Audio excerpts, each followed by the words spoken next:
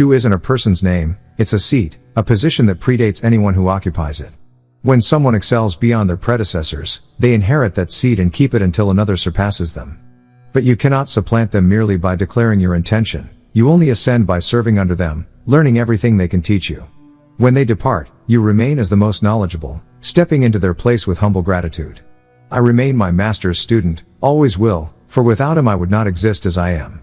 I may not know everything, but I know who does, I know where to find their writings, and I know exactly which shelf, which page, which passage holds the answers.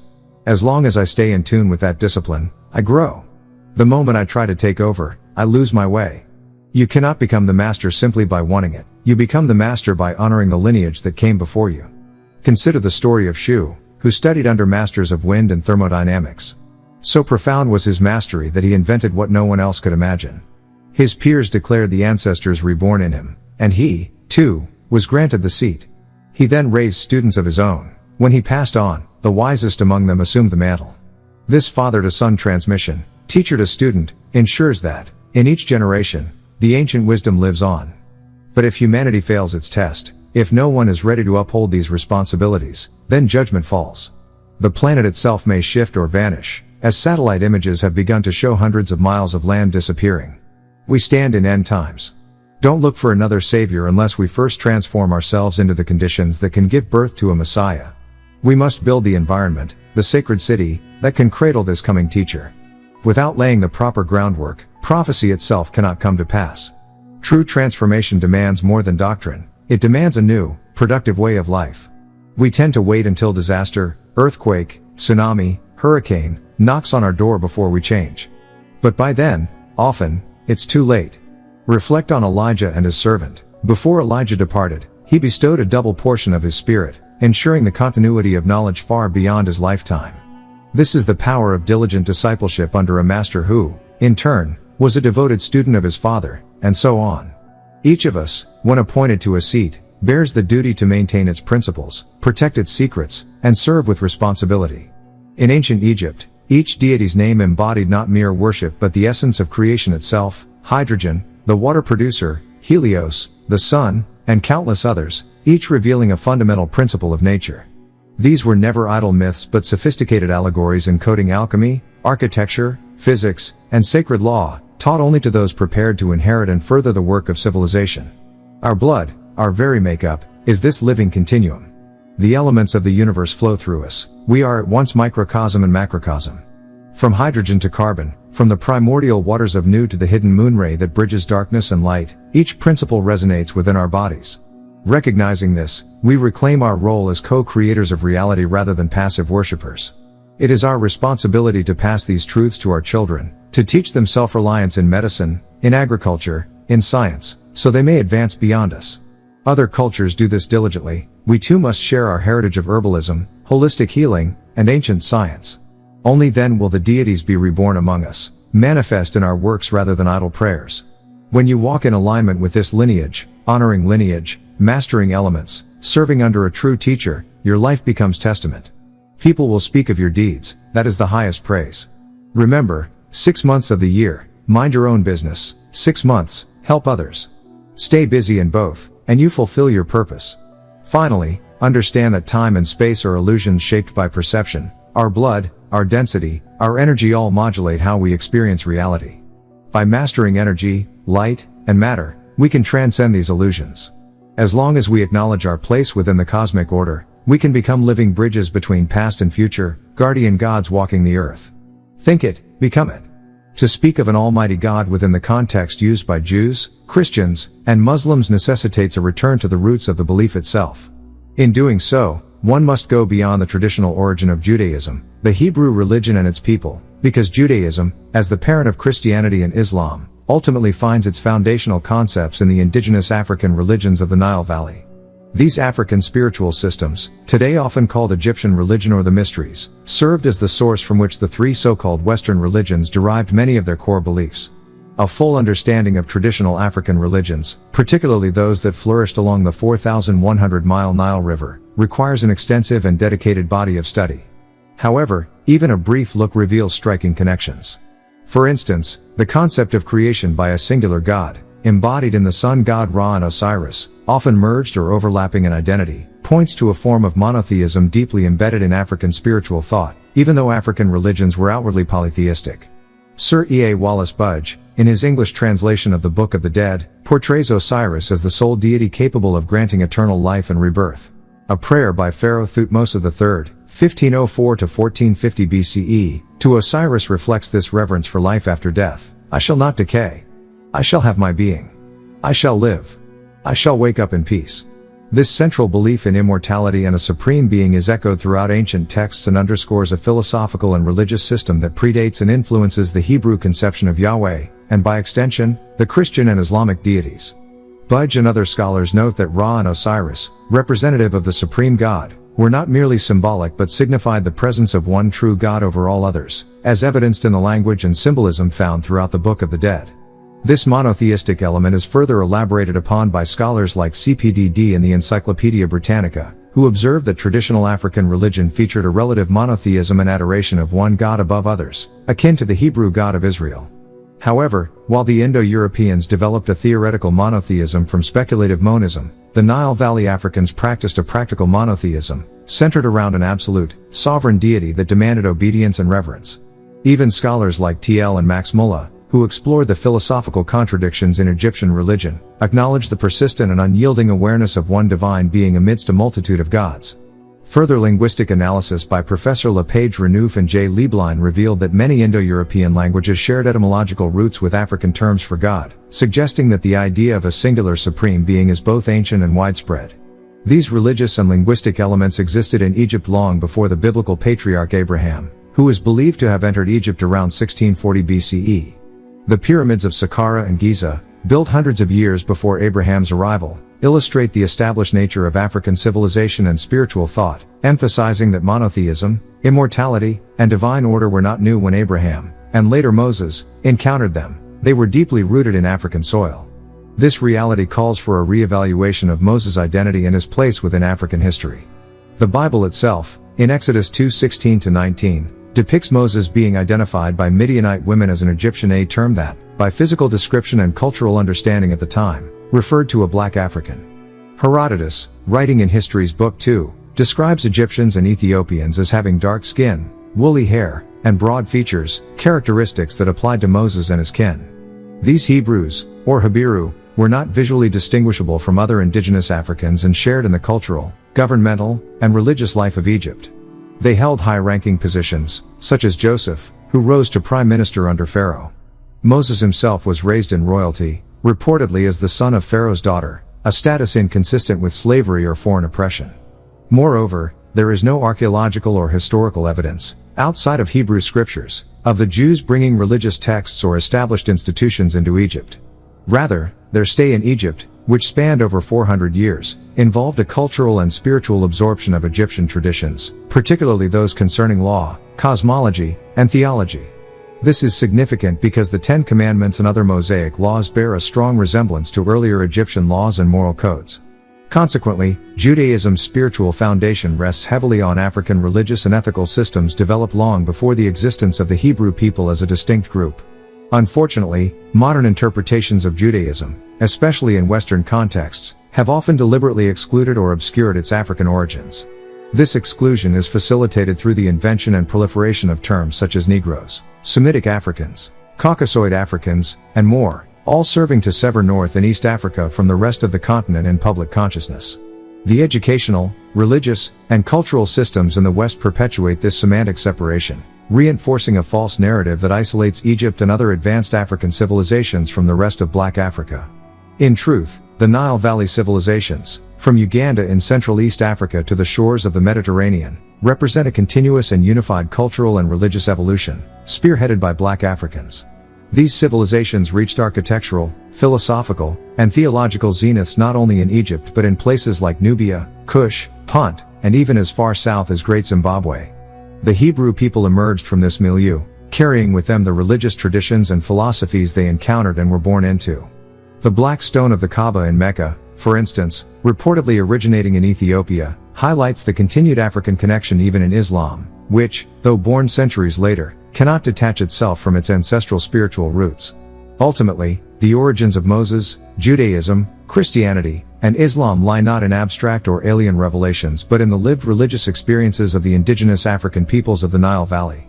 Moses, Aaron, Miriam, and the vast majority of early Jews were Africans by culture and by physical origin. The religious constructs we now label as Western are in fact African at their core.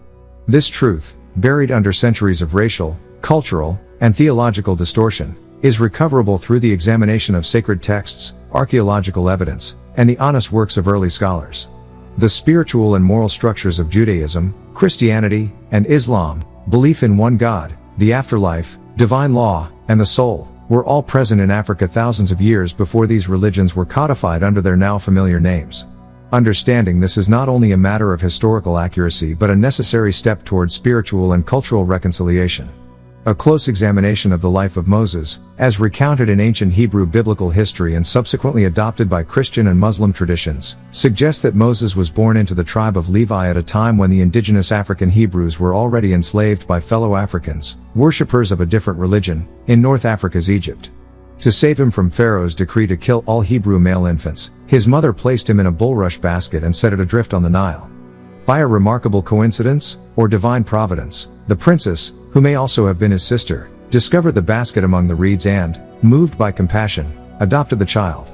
She entrusted him to his own mother to nurse, paying her for the service, and named him Moses, meaning drawn out of the water. Until the fateful day when he killed an Egyptian taskmaster, Moses lived in the lap of luxury, supported by the princess's patronage, support that originated with Pharaoh Pepi's daughter, the same princess who saved him from the river's currents. Only after Moses fled Egypt to escape Pharaoh Ramses II's wrath over his act of violence did he begin to conceive of leading his fellow indigenous African Hebrews out of bondage, from the western reaches of Egypt's Nile Delta across the desert to Mount Sinai. It is striking that Moses, later the lawgiver of the Ten Commandments, initially violated the very precept "Thou shalt not kill" long before his divine encounter at Sinai. Moreover, the command to love thy neighbor as thyself had also been breached when he slew his fellow countrymen. This contradiction suggests that the Israelites' laws at Mount Sinai may have had precedence among other African religious traditions worshipping the god Ra, predating Moses' reception of divine law. Indeed, numerous sources attest that versions of the Ten Commandments, or close analogues, were already extant in ancient Egypt, authored centuries earlier by indigenous African priests and scribes. The biblical narrative further describes how Yahweh promised Moses the land of Canaan, a territory already parceled out to Hittites, Amorites, Jebusites, and other nations, raising questions about divine justice. Were Moses and the Israelites any different from the Egyptian pharaohs who waged wars of conquest under the aegis of Ra? The Israelites merely followed the imperial example they had known as slaves under African rule. Their cry, "Let my people go," echoed in the Hebrews' exodus from Egypt, resonates powerfully today in the spirituals of African Americans, who sing of liberation from Jim Crow as their ancestors sang of escape from Pharaoh's oppression. Pharaoh Ramses II is portrayed in Exodus as a tyrant of almost mythic cruelty, yet archaeological and anthropological evidence reminds us that Egyptians and Hebrews shared common African origins. For 400 years, the Israelites lived among, and were biologically intermixed with, the broader Egyptian population, just as enslaved Africans in the Americas intermarried and integrated with native peoples and Europeans. During their time in Egypt, the Israelites witnessed the flourishing of a civilization that had already produced monumental architecture, advanced medicine, sophisticated agriculture, solar calendars, and a rich body of religious and philosophical literature, including the pyramid texts, coffin texts, and Book of the Dead, centuries before Moses' era. This culture cultivated a monotheistic devotion to Ra, the sun god, as well as a pantheon of subsidiary deities, foreshadowing the strict monotheism later codified in Judaism, Christianity, and Islam. When Moses confronted Pharaoh and demanded freedom for the Israelites, he echoed traditions of African resistance even as he invoked a god whose worship, and whose laws, had deep roots in Nile Valley spirituality. The Passover ritual itself, with its sacrificial lamb and consecration of the firstborn, bears striking parallels to Egyptian religious ceremonies. Furthermore, the Israelites' insistence that non-Hebrews be circumcised before partaking of the Passover meal reveals that they, like other peoples of antiquity, practiced coercive conversion and owned slaves, actions that mirror the oppressive systems they claimed to flee. Tracing further back, Abraham's migration from Ur in Mesopotamia into Egypt and Canaan introduced the early Hebrews to African lands where they found refuge and sustenance. Joseph's rise to power under Pharaoh, presenting shepherds before the king and securing land for his family, prefigured the later Israelite presence in Egypt. Their sojourn, traditionally counted as 430 years, overlapped with the Hyksos invasions and subsequent Egyptian dynasties, situating the Hebrew experience within a complex tapestry of Near Eastern and African migrations. Over centuries, the intermingling of Asiatic Hebrews with indigenous Africans in Egypt gave rise to what we now call Judaism. When Christianity and Islam emerged, they drew heavily on the Hebrew scriptures, themselves shaped by Egyptian antecedents. Thus, the moral maxims attributed to Solomon, "Incline thine ear and hear my words, that they may be fixed upon thy lips," bear a near verbatim resemblance to the teachings of Amenemop, an Egyptian sage predating Solomon by centuries. Likewise, the Ten Commandments closely parallel the negative confessions inscribed in Egyptian tombs, a list of over 140 prohibitions attesting to upright conduct before the gods. Despite this rich African provenance, traditional Western narratives have largely obscured the Nile Valley's foundational role in the development of monotheism and ethical monism. Textbook studies, including a landmark 1969 New York Times report, have highlighted the omission of Jewish, and by extension African, achievements from American educational materials, even as African American history remains contested terrain. Yet, the spiritual song Go Down, Moses and other Negro spirituals, born in the crucible of American slavery, underscore the enduring power of these ancient legends and laws, reinterpreted and reclaimed by successive generations in their struggle for freedom. In sum, the story of Moses cannot be disentangled from the broader narrative of African civilization. From the worship of Ra and the codification of moral precepts in Egypt's pyramid text to the Exodus saga and its reinterpretation in African American spiritual traditions, the origins of Judaism, Christianity, and Islam are inseparable from the cradle of human culture in the Nile Valley. Recognizing this shared heritage enriches our understanding of sacred texts and challenges us to honor the diverse contributions that shape the world's great monotheistic faiths. He was named Adam, literally one formed from the earth and according to the original Hebrew text, which, unlike later versions, contained no vowel markings, that is his proper name rather than the generic word for man or mankind. Early translators, much as occurs in Arabic script, later added vowel points that transformed Adam into words meaning humankind, obscuring his identity as an individual. Similarly, in Job 14:1 the Hebrew begins with Adam's name, not a plural term like people or mankind. Yet in later Arabic versions this was rendered as al-insan, the human, or often humankind, again turning a personal name into a general category. All of our modern Bibles, Hebrew, English, Arabic, and otherwise, are written in scripts and with letter-pointing systems that postdate the originals by many centuries. In the process, words were altered or even replaced, shifting meanings. According to the Genesis account, Adam's body formed in his mother's womb like any other humans. He possessed 46 chromosomes, including one X and one Y, an umbilical cord, and was born after the usual 9-month gestation. Tradition holds that the next 7,000 years would unfold after his birth, 6,000 years for humanity's dominion, from roughly 4000 BC to AD 2000, followed by a final 1,000-year Sabbath or Jubilee. Over millennia, various human races emerged and faded, each eventually supplanted or absorbed into new lineages. Mitochondrial DNA, which passes from mother to child, reveals how female lines endured even as male line Y chromosome groups shifted. This also speaks to the intricate history of translation and textual transmission. What we now call the devil or Satan never appears under those titles in the 5 books of Moses. The words Satan, adversary, and Sa'ir, a goat-headed demon, occur elsewhere but not in Genesis 3. The serpent there is Nahas, a term denoting a diviner or enchanter, a wise one who speaks spells, not the personification of evil later conflated with Satan in Revelation 12:9 and elsewhere. The conflation of Nahas with Satan arose only in post-biblical Greek and Latin translations. Early Jewish and Islamic texts treat the serpent as a real figure, sometimes called Ningish Zeta, who taught Adam and Eve forbidden secrets, including oral rites tied to the tree of life, an elixir of extended vitality. Archaeological discoveries, Mesopotamian cuneiform tablets in the 1880s, the Gnostic Gospels in clay jars in 1845 AD, the Dead Sea Scrolls near Qumran in 1947, have revealed alternate Genesis traditions that the canonical Bible later obscured or omitted. These fragments preserve older names, genealogies, and myths, the Watchers, Anunnaki, who governed Earth, the dual lineages of sons of God and sons of men, and the original promises of 1,000-year lifespans. Deep within the Kaaba lay the fabled Mayash crystal, a potent stone whose formula the Muad Malo extraterrestrials revered as the elixir of life. They called these gods Gadu and angels, and they consumed the mixture, drinking or eating it, to extend their physical spans on what they termed Makab Taha, planet Earth. This sacred cube, known to mortals as the Kaaba in Makkah, Mecca, is enshrined within Masjid al-Haram, the forbidden place of prostration.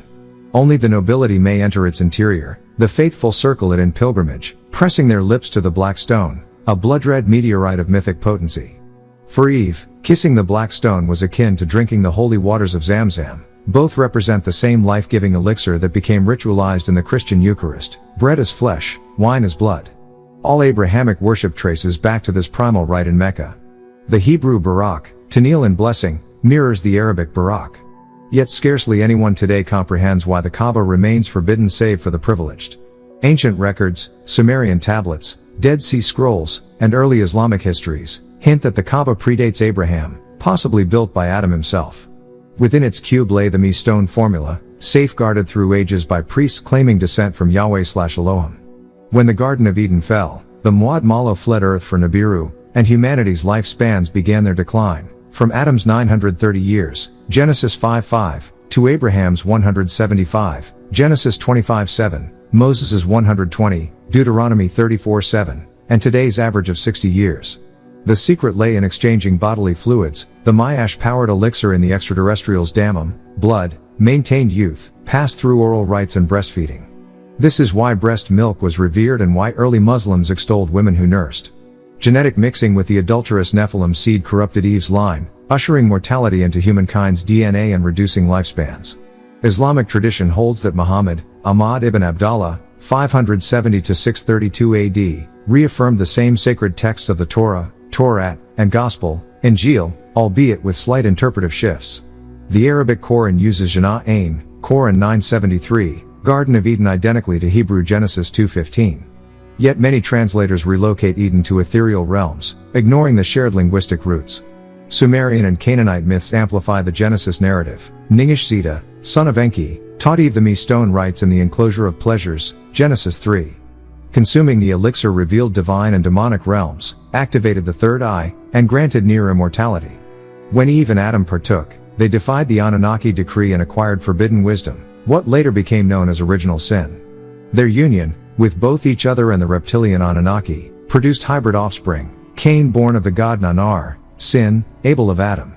Twin daughters accompanied each birth, though canonical scriptures omit them. Cain's jealousy led to Abel's murder, an inheritance of Nephilim blood. Banished to the land of Nod, Cain founded the Cainite line, whose progeny became reavers and cannibals, Genesis 4:17–24. Gods and angels, Elohim, fed on animal sacrifices and human flesh, Genesis 18:1–8, Leviticus 1–10. Ancient rites celebrated blood sacrifices, mirrored by modern rituals of communion and pilgrimage to the Kaaba. The fallen watcher's influence resurged in the Book of Enoch and Jubilee scrolls. Giants devoured humankind, magic and charm spread, and lawlessness consumed the world until the flood.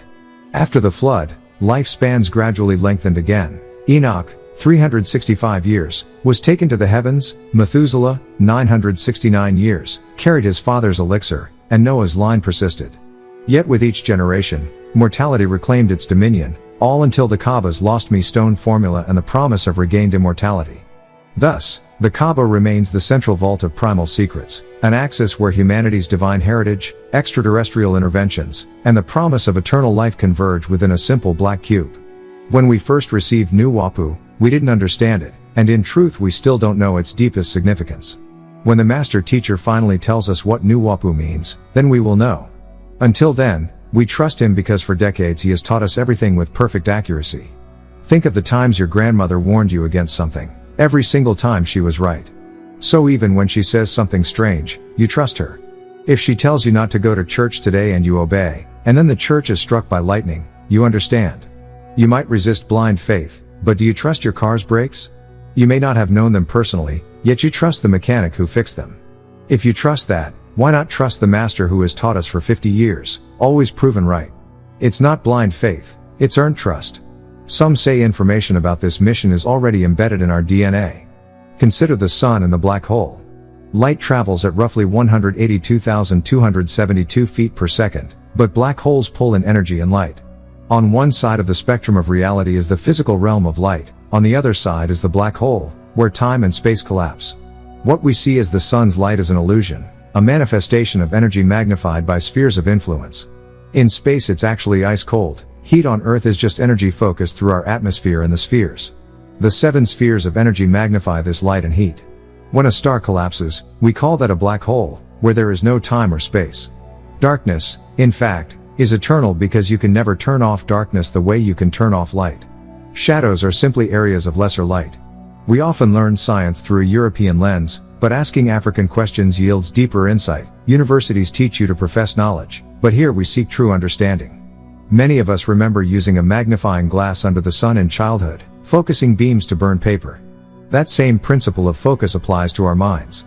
In his book The Mind, the master uses that river dam example. Concentrate thought like water flowing through a narrow channel, and its force multiplies. Focus is the magnifying glass of the mind, leading you to the doorway of meditation. You might notice, when you fast and don't eat, the sun inside you seems brighter, your concentration sharpens and the plan or information intended for you emerges with greater clarity. Fasting conserves energy otherwise spent on digestion, 1/4 of your body's energy, and prevents the fatigue that follows overfeeding. Sleep is the sister of death. The less you eat, the more you accomplish. In fasting, the body rests. In excess, it tires. That hunger-driven fire inside connects you to purpose, to the plan held within your DNA. That's why we teach fasting. It intensifies focus and opens you to revelation. Beginning in the 1970s and ending in the year 2003, special golden children were sent to help us, the Nagar quantum prodigies who absorbed knowledge swiftly, even technology. Their lyricism and rapid memorization led to hip-hop's rise. As these artists grew conscious, like the Jungle Brothers or Tribe Called Quest, Russell Simmons and others commercialized the art, inviting negativity like gangster rap, trap, and more. Those who refused the program were marginalized or erased. Now many are emerging from prisons, speaking of affirmation and truth. They recall teachings about golden children and their opposites, fire children, descendants of Luciferian influence. That conflict mirrors the struggle within each of us, the battle between truth and distortion. Understanding these forces requires discernment and focus, just as we learned with the magnifying glass, the Ankh, and the teachings of the Master.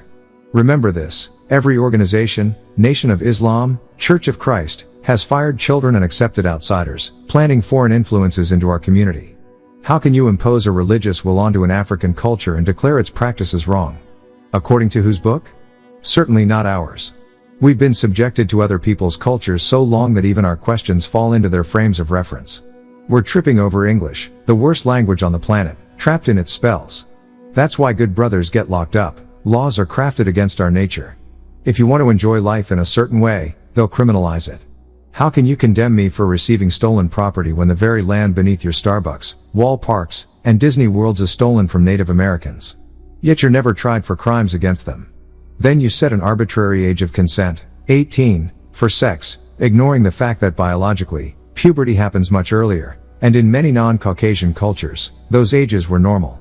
Meanwhile, a 1-year-old could be shot in the street without a second thought, yet a teen having consensual relations becomes a statutory rape case. America imposes its unnatural norms on us, suppressing our inherent nature.